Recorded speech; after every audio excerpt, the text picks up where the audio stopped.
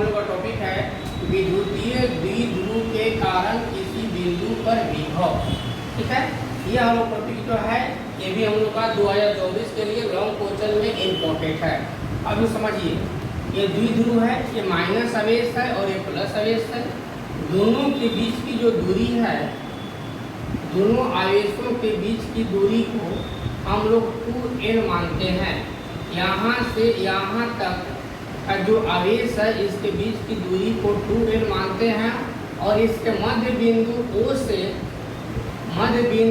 से r दूरी पर कोई बिंदु P है। यहाँ पर मध्य बिंदु O से, ध्यान रखिएगा, मध्य बिंदु O से r दूरी पर कोई बिंदु P है। इसी बिंदु P पर विद्युतीय द्विध्रुव का मान ज्ञात करना है। तो सबसे पहले क्या करेंगे, इस बिंदु को इस बिंदु से मिला देंगे, ठीक है, और इस बिंदु को इस बिंदु से मिला देंगे।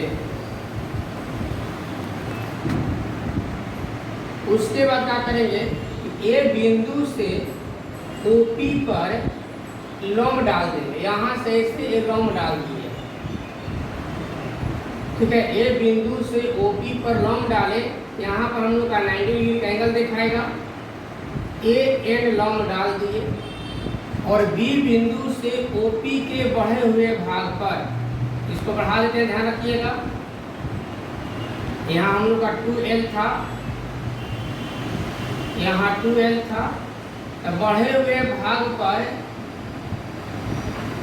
ये हम लोग BM लंब डाल दिए। ये जो है ये थीटा एंगल पर झुका हुआ है, इसके सामने ये भी हम लोग का थीटा हो जाएगा। और जब मध्य बिंदु O था, यहाँ से यहाँ तक की जो दूरी है उसको हम लोग L मान लेंगे। ठीक है, ध्यान रखिएगा, यहाँ भी यहाँ से यहाँ तक जो दूरी है उसको हम लोग L मान लेंगे। बुझा गया? अब देखिए, इसी के बारे में हम लोग लिखे हैं कि माना कि AB एक विद्युतीय द्विध्रुव है, ये A और B एक विद्युतीय द्विध्रुव है जिसका विजातीय आवेश प्लस Q और माइनस Q है। तो विजातीय आवेश एक प्लस Q है, एक माइनस Q है, ठीक है। एक दूसरे से अल्प दूरी 2L, ये अल्प दूरी क्या है, 2L पर स्थित है, यानी कि दोनों आवेशों के बीच की दूरी हमारा ये 2L है, ठीक है। जिसके कारण किसी बिंदु P पर, अब दोनों आवेशों का कारण बिंदु P था ना यहाँ पर, तो बिंदु P पर क्या करना है, विद्युतीय द्विध्रुव का मान ज्ञात करना है। और यहाँ देखिए बिंदु A से, ये बिंदु A है ना, बिंदु A से OP पर AN लंब डाला। बिंदु A से ये OP था, इस पर AN लंब डाल दिया है। तथा बिंदु B से, बिंदु B हम लोग का ये हो जाएगा, तो बिंदु B से OP के बढ़े हुए भाग पर, ध्यान रखिएगा, बिंदु B से OP के बढ़े हुए भाग पर, यानी कि जो OP था उसको बढ़ा दिए और बढ़े हुए भाग पर BM लंब डाल दिए। क्लियर है? अब देखिए आगे, अब देखिए यहाँ एक त्रिभुज बन रहा है, ध्यान रखिएगा, ठीक है। ANO एक त्रिभुज बन रहा है, एक त्रिभुज बन रहा है BMO, दोनों त्रिभुज को ध्यान रखिएगा। पहले हम ऊपर वाला त्रिभुज में चलेंगे। ये जब 90 डिग्री बन रहा है तो 90 डिग्री का हम लोग लिखेंगे, ध्यान रखिएगा, समकोण त्रिभुज ANO में, ठीक है। समकोण त्रिभुज ANO में चलेंगे हम लोग, cos थीटा इक्वल टू, हम लोग जानते हैं कि cos थीटा इक्वल टू क्या होता है हम लोग का, cos थीटा इक्वल टू होता है B/A। ठीक है, ध्यान रखिएगा कि यहाँ पर जो एंगल बन रहा है इसलिए AON जो है ये B बनेगा, 90 कोण दिखा रहा है तो AO जो है ये कर्ण बनेगा। यहाँ पर cos थीटा बराबर हम लिखेंगे ON/OL, ध्यान रखिएगा, OA। तो हम आगे लिख लेंगे अब कि cos थीटा बराबर ON और इसका वैल्यू हो जाएगा L, इसलिए हो जाएगा हम लोग का ON equal to L cos theta, ठीक है। यानी कि ऊपर वाला त्रिभुज से हम लोग ON का मान ज्ञात कर लीजिए। अब आगे देखिएगा, अब चलेंगे हम लोग फिर समकोण त्रिभुज, अब नीचे वाला ये जो BMO बी एम ओ में, ठीक है। इसमें चलेंगे हम लोग cos थीटा इक्वल टू, हम लोग जान गए cos theta equal to b by h होता है, तो cos थीटा इक्वल टू इसमें जो b होगा वो a m b बन जाएगा, और h जो है यहाँ पर ये 90 एंगल दिखा रहा है ना, तो यहाँ से ये कोण बन जाएगा हम लोग का ओ बी। तो cos theta equal to O M by O B का वैल्यू भी एल हो जाएगा, यानी कि ओ एम का वैल्यू भी हम लोग का एल cos थीटा हो जाएगा। बुझा गया? यानी कि त्रिभुज ए एन ओ से ओ एन का मान निकाल लिए और त्रिभुज बी एम ओ से ओ एम का मान निकाल लिए, कोई दिक्कत नहीं है। अब यहाँ देखिए आगे, अब ये ए बी जो है वो बहुत कम दूरी पर है, यानी कि दोनों आवेशों के बीच की दूरी जो है वो बहुत कम है। यहाँ लिख लेते हैं, चूंकि दोनों आवेशों के बीच की दूरी 2l बहुत ही कम है, बहुत ही कम है, इसलिए ये जो PA है, PA ये लगभग बराबर हो जाएगा हम लोग का PN का, PA लगभग बराबर हो जाएगा हम लोग का PN का। अब यहाँ ध्यान रखिए कि PA लगभग बराबर है PN, भले फिगर में दिखाने के लिए हम दो बना दिया, लेकिन दोनों जो है एक ही लाइन पर लगभग हम लोग का रहता है।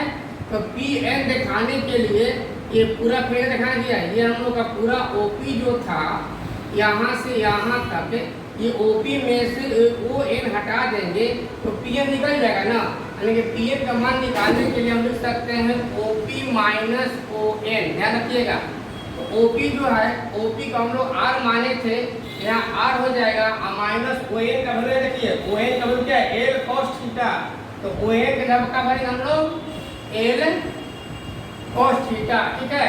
फिर लिखेंगे हम लोग आगे, इसी प्रकार अब इधर चलेंगे PB में, PB लगभग बराबर हो जाएगा हम लोग का PM का, PM का, और PM जब दिखाना पड़ेगा तब यहाँ से यहाँ तक OP और OP में OM जोड़ देंगे, यानी क्या लिखेंगे हम लोग OP प्लस OM, OP का वैल्यू R हो जाएगा और OM का वैल्यू हम लोग का हो गया L cos थीटा। कोई दिक्कत? अब देखिए यहाँ से इसके आगे हम लोग चलेंगे, जब हम लोग क्वेश्चन था कि विद्युतीय द्विध्रुव के कारण किसी बिंदु पर विभव, इस बिंदु पर विभव निकालने के लिए सबसे पहले हम इस बिंदु पर विभव निकालेंगे, फिर इस बिंदु पर विभव निकालेंगे और फिर दोनों को जोड़ देंगे तो हमारा पूरा विभव निकल जाएगा, ठीक है। अब VA का मान कैसे निकलेगा इस बिंदु A पर, और B का मान कैसे निकलेगा इसके बारे में बता रहे हैं, और तब फिर टोटल मान कैसे निकलेगा उसके बारे में बताएंगे। देखिए अब ये बिंदु पर विभव निकालेंगे, A बिंदु पर विभव को हम लोग VA मानेंगे। हम लोग जानते हैं कि विभव इक्वल टू होता है 1/4 pi epsilon not Q by R होता है, ध्यान रखिएगा Q बाई R होता है हम लोग का। इसलिए हम लोग आगे जब चलेंगे इसको लेकर, जहाँ पर हम लोग R है दूरी उसका वैल्यू रख लेते हैं, तो A बिंदु के लिए दूरी का बनेगा, यहाँ से यहाँ तक ये दूरी बनेगा A बिंदु के लिए। जहाँ हम R रखे थे वहाँ पर क्या रख देंगे, हम रख देंगे PA, ठीक है। अब आगे चलिए, 1/4 pi epsilon not Q by, अब यहाँ देखिए PA का जो वैल्यू है ये R minus L cos theta हो सकता है, क्योंकि दोनों एक दूसरे के बराबर है। जहाँ PA है वहाँ का भर देंगे R minus L cos theta, ये मान निकल गया हमारा VA का। अब निकालेंगे VB का, तो VB का मान निकालने के लिए यहाँ पर आ जाएंगे, ध्यान रखिएगा, यानी कि VB बराबर होगा हम लोग का 1/4 पाई एप्सिलॉन नॉट, माइनस आवेश है तो माइनस Q बाटा जो R है वो बन जाएगा PB, जो R हम लोग का यहाँ से यहाँ तक के बन जाएगा PB, तब यहाँ पर हो जाएगा हम लोग का 1/4πε0। ये जो माइनस चिन्ह था उसको हम यहाँ कर देते हैं। तो Q बाटा PV का मान हम लोग का देखिए यहाँ पर है ना, ये PV का मान कितना है R plus L cos theta. तो जहाँ PV था वहाँ पर रख देंगे R plus L cos theta. बुझा गया? यानी कि PA का मान, ये VA का मान निकल गया, VB का मान निकल गया। अब आगे हम लोग परिणामी विभव निकाल देंगे। यहाँ देखिए फिगर डालते हैं। अब फिगर आपको साफ साफ बना लीजिएगा, पहले फिगर बना दिए थे। अब हम लिखेंगे आगे परिणामी विभव। V बराबर हो जाएगा VA प्लस VB, यानी कि दोनों का मान को हम लोग ऐड कर देंगे। तो VA का मान हम लोग ये निकला हुआ है 1/4πε0 Q by R minus L cos theta. यहाँ प्लस है, यहाँ माइनस है, तो प्लस माइनस मिलकर माइनस हो जाएगा। तो हम लिखेंगे minus 1/4πε0 Q by R plus L cos theta.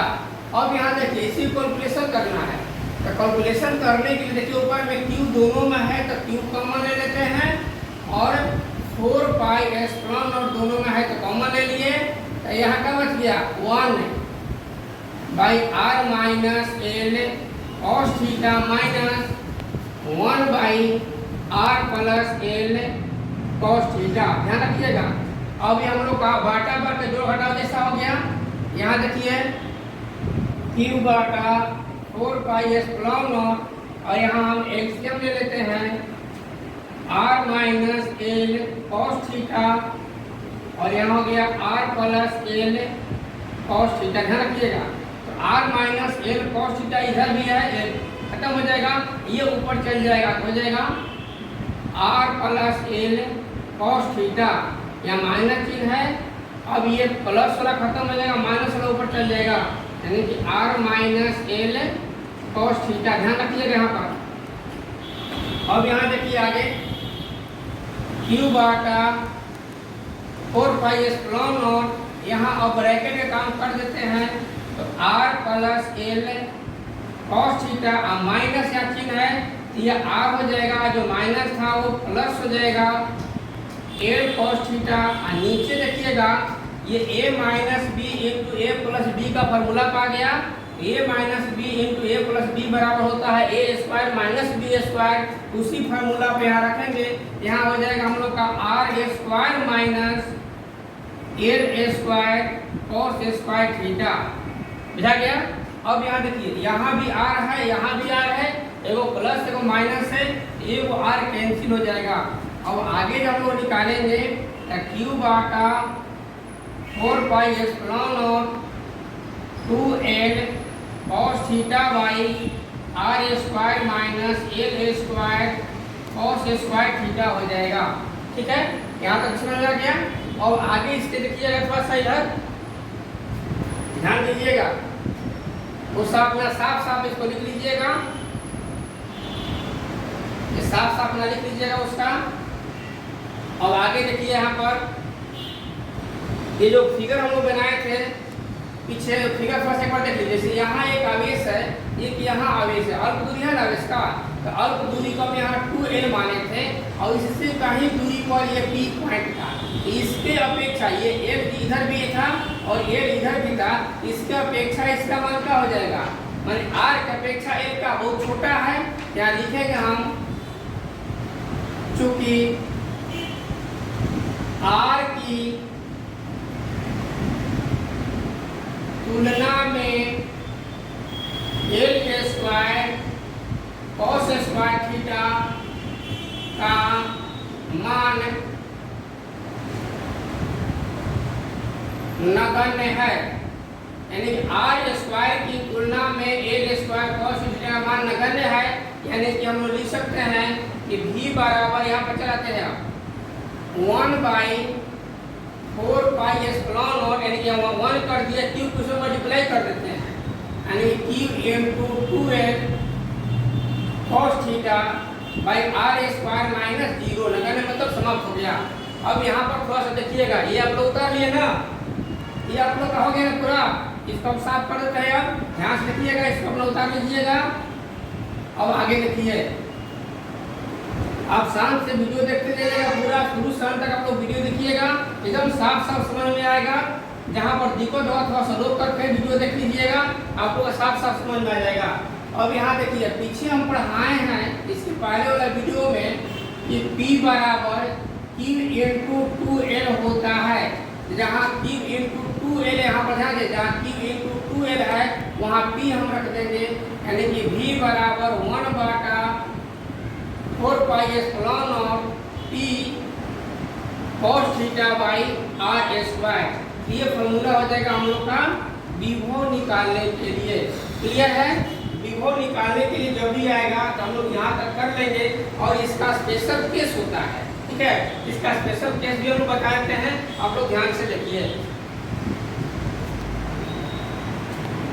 देखिए, ये विद्युतीय द्विध्रुव के कारण किसी कोई बिंदु पर विभव के लिए ये फॉर्मूला अभी हम निकाले, और इसका विशेष परिस्थितियां है, ठीक है ना? यहाँ लिखेंगे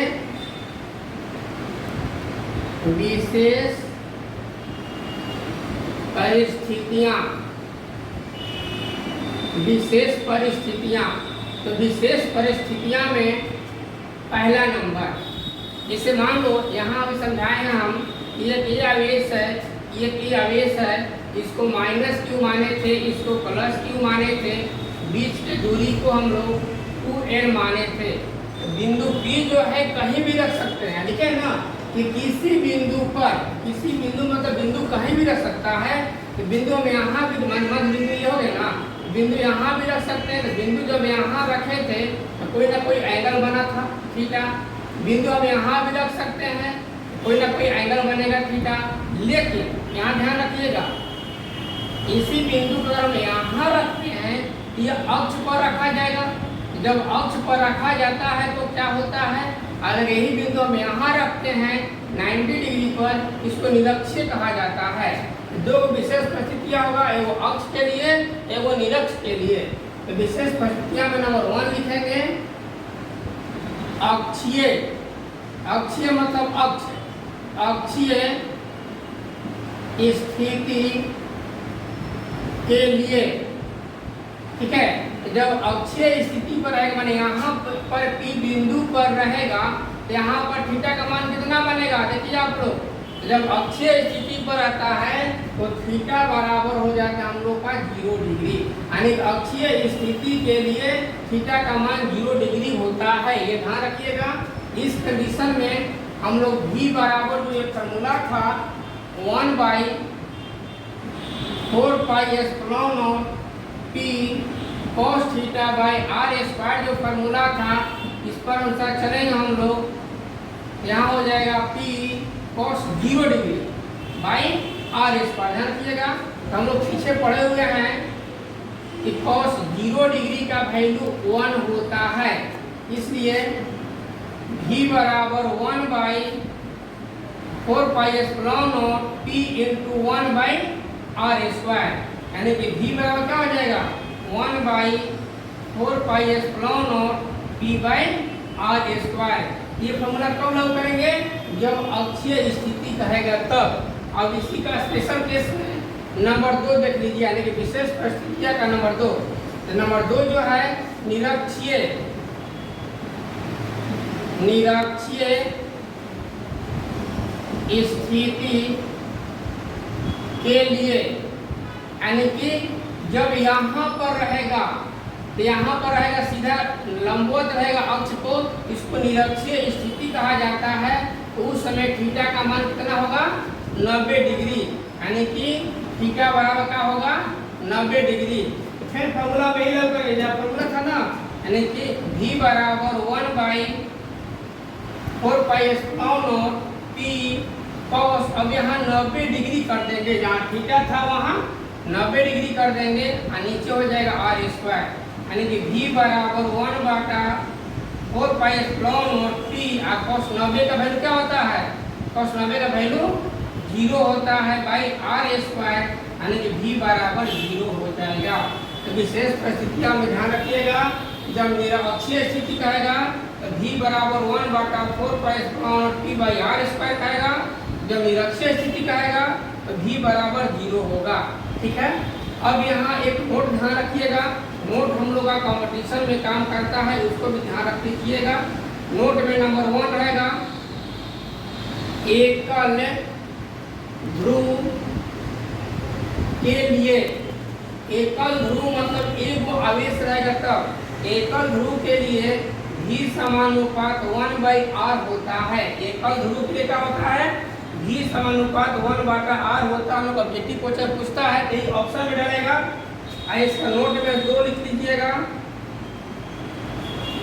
द्विध्रुव के लिए, ठीक है, द्विध्रुव में 2 ध्रुव रहेगा तब v समानुपात 1/r² होता है। ये हम लोग का ऑब्जेक्टिव क्वेश्चन में बहुत बार पूछा है। एकल ध्रुव के कारण विभव v समानुपात 1/r प्रतीक लगाइएगा। द्विध्रुव करेगा v समानुपात 1/r² कर दीजिएगा। ठीक है, इस तरह से हम लोग का विद्युतीय द्विध्रुव के कारण किसी बिंदु पर विभव जब खाली कहेगा निकालने के लिए इतना आंसर आप लोग निकालिएगा, और विशेष परिस्थितियों के अनुसार कहेगा और कहेगा नहीं आप अक्षीय स्थिति पर निकालिए तो अक्षीय स्थिति पर ये यहाँ से इतना बढ़ जाइएगा। अगर निरक्षीय स्थिति कहेगा तो आप यहाँ से यहाँ तक बढ़ जाइएगा। ठीक है, इस तरह से आप पूरे वीडियो को साफ साफ देखिएगा तो आप लोग का 5 नंबर जहाँ तक होने चाहिए पक्का हो जाएगा। क्योंकि अब की बात जो है ये क्वेश्चन जो है विद्युतीय द्विध्रुव के कारण किसी बिंदु पर ये 100% आने वाला है। आप लोग पूरी वीडियो को रोक कर देखिएगा, शेयर करते जाइएगा। ये हम लोग का ऑनलाइन क्लास है, हम लोग का ऑफलाइन क्लास चलता है केजी रोड में। आप लोग सब वहाँ भी संपर्क कर ले सकते हैं और अच्छा से पढ़ने के लिए। धन्यवाद।